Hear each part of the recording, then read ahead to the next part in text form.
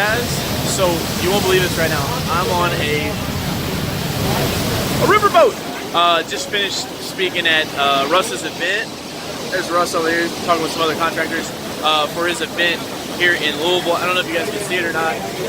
That is the Louisville skyline back there, but awesome. Had the event today, and I actually went to Breeders' Cup for a little while, but joined back up with everybody, and now they're out here on the riverboat. We had an awesome dinner.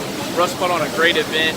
If you guys didn't make it to this event, I would highly recommend you guys getting here next year. I'm like blown away at this. Pretty crazy stuff. But yeah, so just wanted to give Russ a shout out.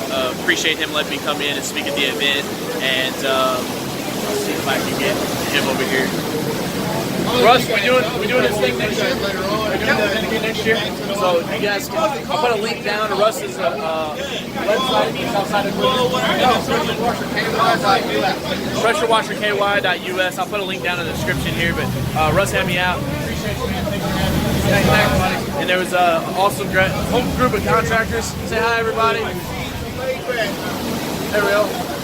You gotta be here next year.